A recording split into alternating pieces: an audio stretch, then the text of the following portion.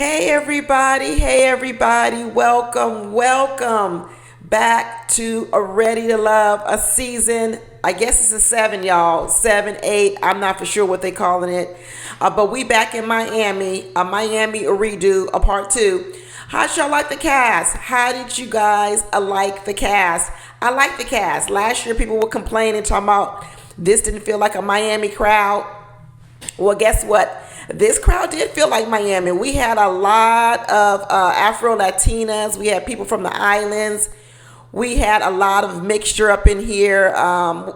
So, hey, maybe it felt more like a Miami this season than it did last season. But I like the cast. I thought they was all a good-looking cast. I'm looking forward to a great season. The men, the women, everything. Let's get it started. And Tommy looked good. Tommy looked good. I know he had been ill and sick, so he did look like he lost a little weight or hasn't put back on that weight maybe when he was ill.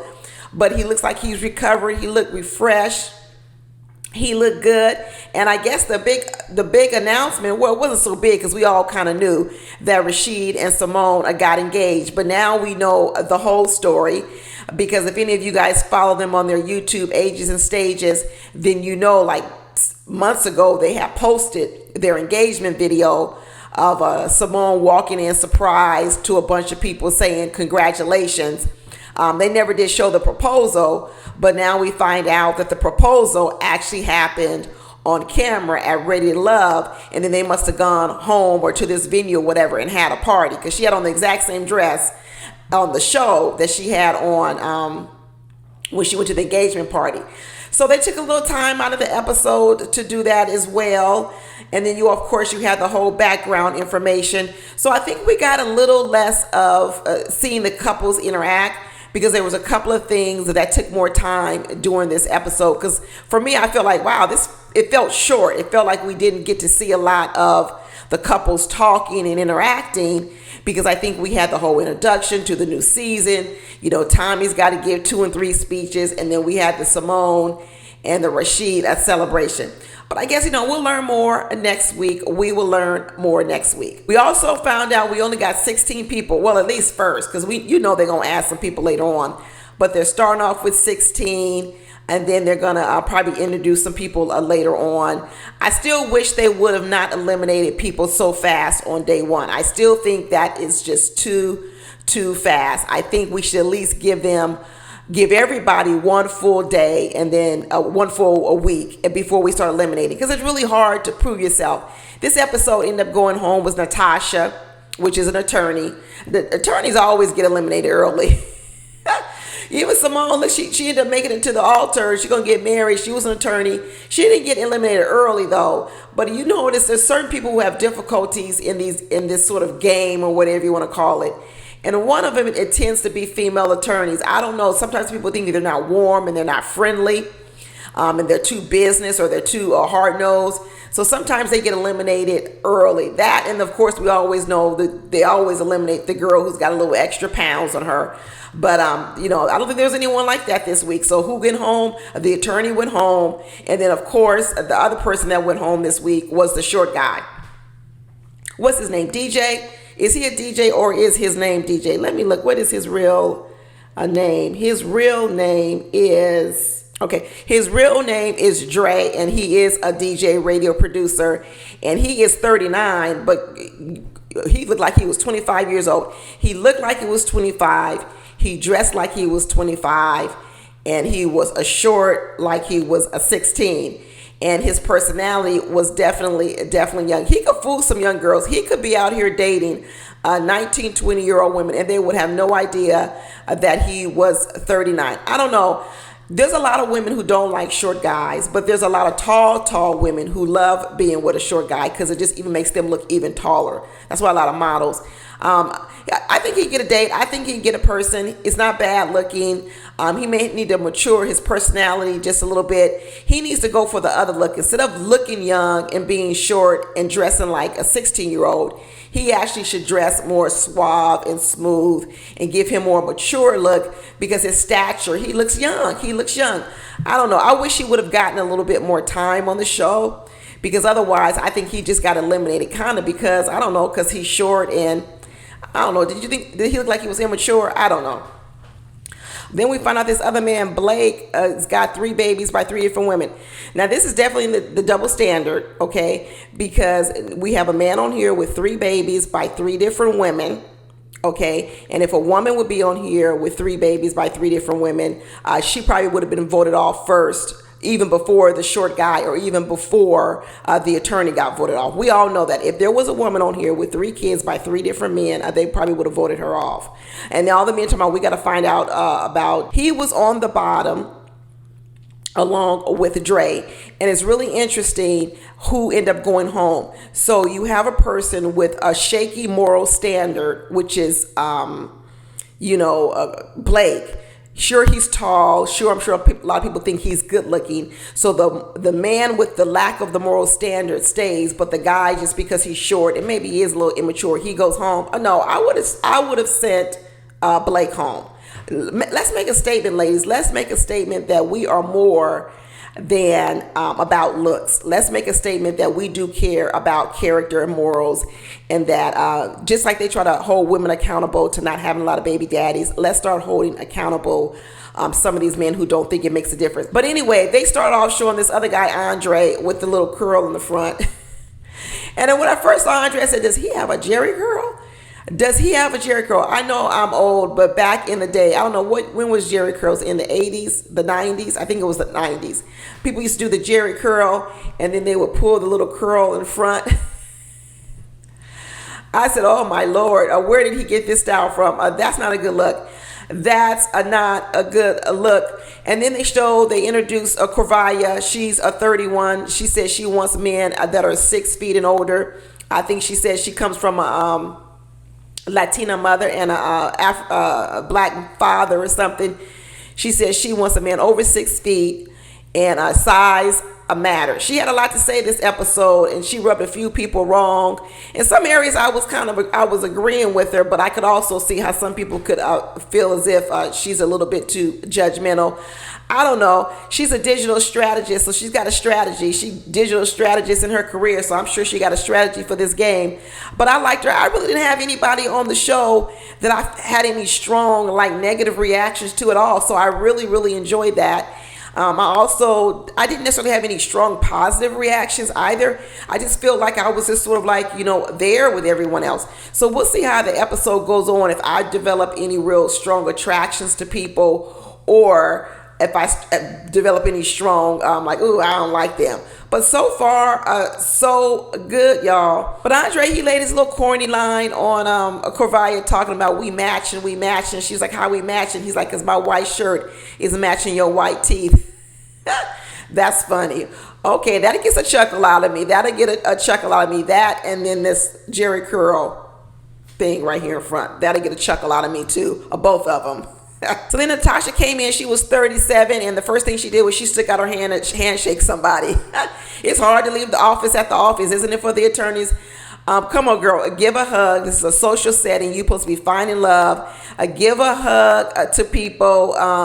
You ain't gonna be worried about nothing like hugging people. I don't know. I think that also sets the tone that when you're first meeting someone in a social setting, if you're looking to sort of make connections, I think a hug would do a lot better than the handshake.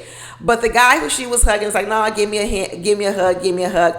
But it does. I mean, we only get one time to make a first impression. That's what people say. You only get one time. So if somebody sticks out their hand to me, I'm thinking, okay, you want to keep it business. All right, let's keep it business. That's just what I would think, y'all.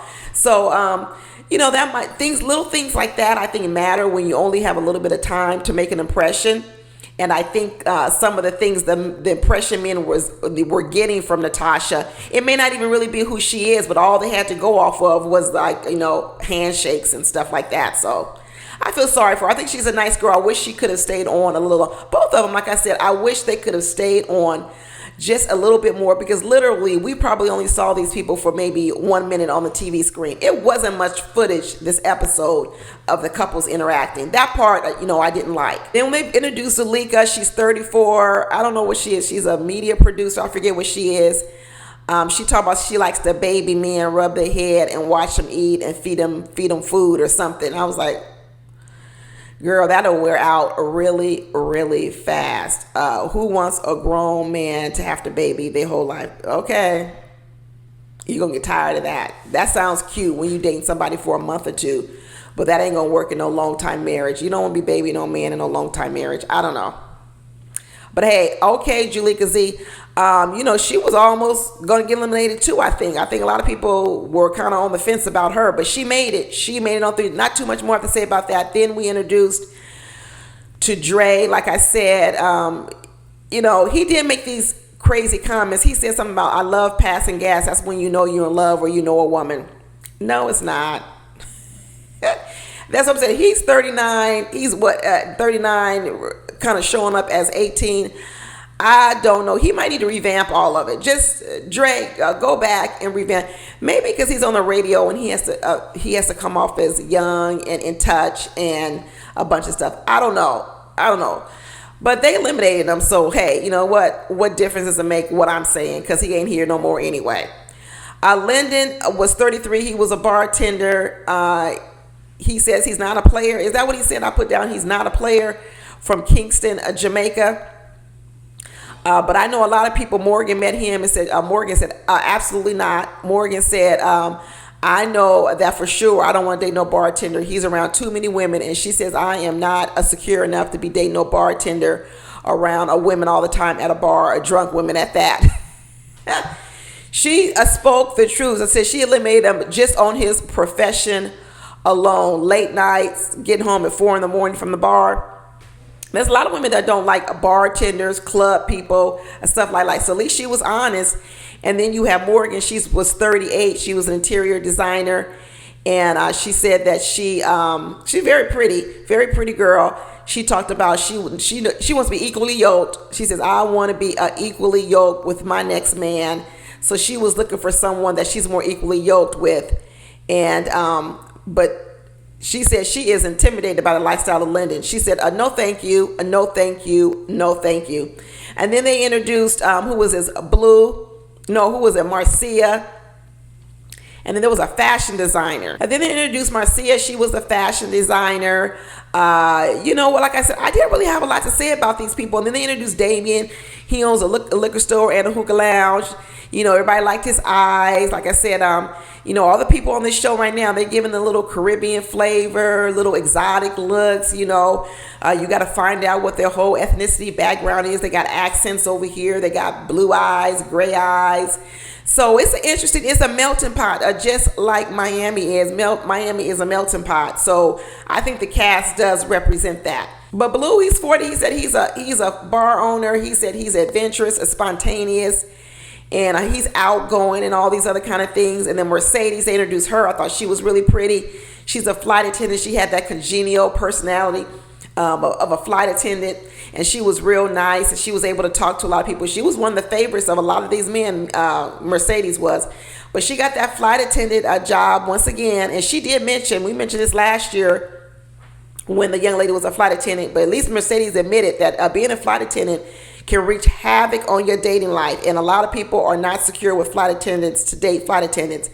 Just like Morgan was saying, she don't want to date no bartender, a male bartender. There are a lot of men where female flight attendants, it just scares a lot of men off. I guess maybe because they're not home, they don't know what they're doing. People get things in their head. Sometimes maybe it's not even true, but it's just first impressions. This is a show about first impressions. You don't get much time. So sometimes people have stereotypes, sometimes people have things in their head, and they don't have a time to flush it out and figure out whether it's right or wrong. So sometimes you get eliminated over things people think that aren't true. That's why I think everybody should get just a little bit more time to give people a chance to sort of flush out, maybe some of their stereotypes or, whatever they may be bringing at first. But everybody liked Mercedes. They liked Mercedes. Then they had DeMario. He was 37. He was an accountant.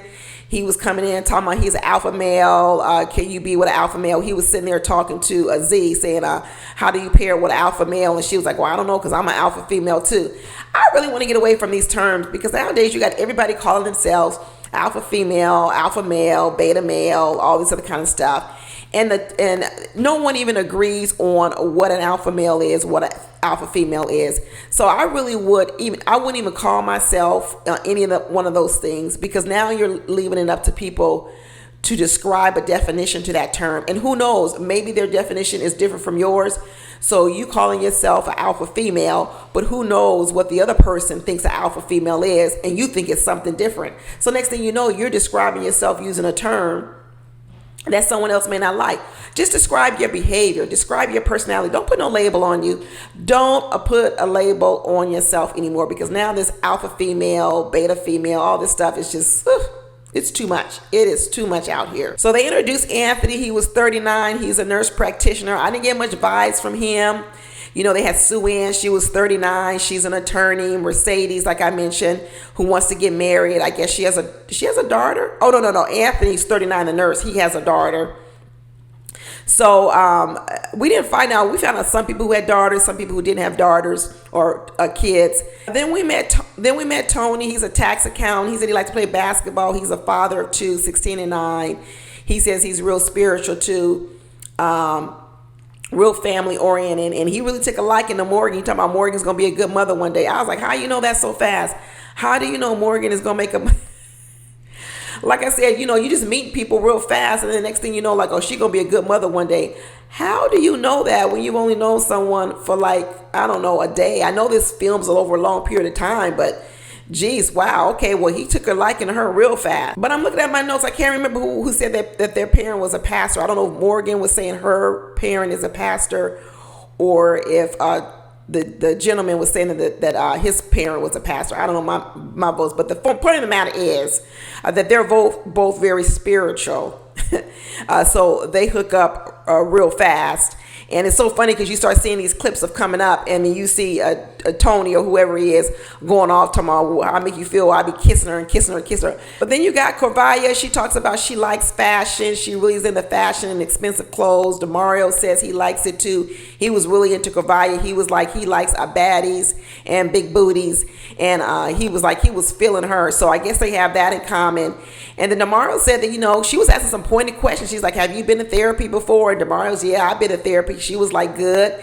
Because she was like, I believe in therapy. I think everybody needs to go to therapy. That right there, I am with her. I believe everybody at some point in time needs to sit down with a therapist for something.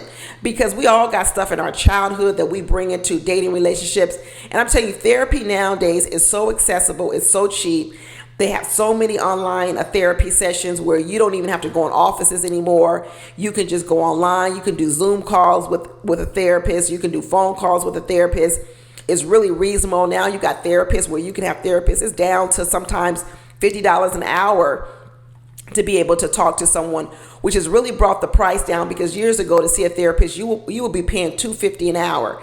So sometimes you don't need to be paying those high prices. Sometimes you just need a person who has a little bit of skill to help you work through some of your issues and different things. So at this point in time, I feel like not having gone to a therapist and you in your 30s or 40s is like somebody telling me I've never even been to a doctor. I would be looking at them, what? You never had no physical and you 35 years old? So I would look at a therapist, say therapy the same way. I would say, you've never been to a therapist and you're 35, not even a 30-minute session or an hour session. So if you guys haven't been, save up your $35 if you got to save up for it. Save your $50, your $100, whatever it is, and just sign up for 6 months of therapy. I'm telling you, it really helps you. And then Corvaya honed in talking about a man who don't live alone and you in your 30s. I'm with her on that too. Ooh, no. That's too old to not to have your own place. I know Miami's expensive, but they got some other cities you can go and live and probably afford your own place. So she was like, oh no, I'm not dating no man who doesn't have their own place. He ain't gonna be hanging out at my place all the time because he got a roommate. So she was looking around. Damari's like, no, I got my own place. But then she looked over there at Linda, and Linda was like, no, I got a roommate. So she was like, it's a thumbs down on him. And he didn't like her after that. He was like, oh, she too judgmental. That's not necessarily judgmental, just saying that you necessarily don't want to date a man who doesn't have their own place, because you want privacy and you don't always want him having to come, to your house. I mean, unless it's some situation where he has a sick mother or a mother who can't take care of herself and so the mother has to live with him or something like that. But otherwise, just a normal old roommate, like you renting a room from somebody. Or you know what, even I would go with the fact that you owned a house, and let's say you have a little unit in the back, you rent that to someone. Or maybe you even rent a room to someone else, but you got to be the one in charge. It's got to be your house and you rent it to someone else, not you renting a room from somebody else, or you sharing rent with another man. Not at that age. That's something you do in maybe your 20s, but once you get 30, you should get your priorities in shape. And if you're trying to gear up to have a wife or something, shelter, ain't that the number one thing? Food, shelter, and clothing, and you ain't got no real shelter. I would Corvaya on that. I guess I'm judgmental too. Then if they call Corvaya judgmental, then I'm judgmental. Then they introduced Jeffrey, and I think she has 3 kids. So her name is Jeffrey. Real sweet. She got kind of like a little baby voice, little squeaky. I was like, oh, maybe her and Dre should get together. He's short. She got the baby voice. Maybe they would look good together. But she's sweet. She looked really cute. She really loves motherhood. She talks about that. She's got 3 kids or 2 kids. Then we find out this other man, Blake, has got 3 babies by 3 different women. And then he talks about these are 3 different women by 3 different times in his life. Oh, good Lord. If I had a child for every time I went through a stage in my life, I guess we would have 3, 4, 5 different baby daddies and baby mamas. Is this one of, they were talking about how he's real cocky. Please don't tell us it's another one of, Tommy's fraternity brothers, because y'all notice every time there's a guy on the show and he's cocky or something, it ends up being he's the fraternity brother of what's his name, Tommy. But we don't know. But I guess he was out here. And let me tell you something. These kids are spread out, which means he didn't just have like a bad 3, 4, 5 years where he was just pumping out babies or I don't know, fertilizing eggs. This is spread out because he says his kids are 22 or 14 and 9. So he had a lot of gap in between to learn some lessons, and then he didn't even learn them. And then he sits up there and tells a story about any kid that doesn't have their dad around is broken. Are you talking about yourself? Are you talking about your own kids? How are you going to judge a woman for having a child without the father in the house, but then you created 3 children, and I'm sure you're not living with all them 3 children, but you're going to call her kids broken? Are your kids broken? And if kids are broken by not having their daddies around, then why did you create them? Oh my gosh. Horrible. He really should have gone home. And then coming out and talking about a woman who might have a baby with a man that's not around. It was a bad look for him. I don't know how he can recover from that. I don't think he can recover. But he probably going to be around because he's going to make for good TV. He's going to be another one of those people that make it to the end probably, or be around for a long time when he really shouldn't. But Natasha didn't like him. Natasha was saying she don't like no man that looks that good. She said he was arrogant, and let me tell you, after he sat with her, at first he was like, oh, I like her, she's bubbly. By the time they end the conversation, he's like, I don't like her. In the beginning, he was like, oh, I like Natasha, she's bubbly, she's all this. By the end of the conversation, when she was telling him she don't like men that look good, and that she thought he was a little bit arrogant, he was like, I don't like her. He sent Natasha home, him and all the other men. And then we had Blake on here talking about he doesn't want any more kids and things like that. And I'm like, okay, well, yeah, you shouldn't want any more kids. He said he don't want to be worried about baby formula. He want to be worried about retirement and all these other kind of things. Because kids are expensive.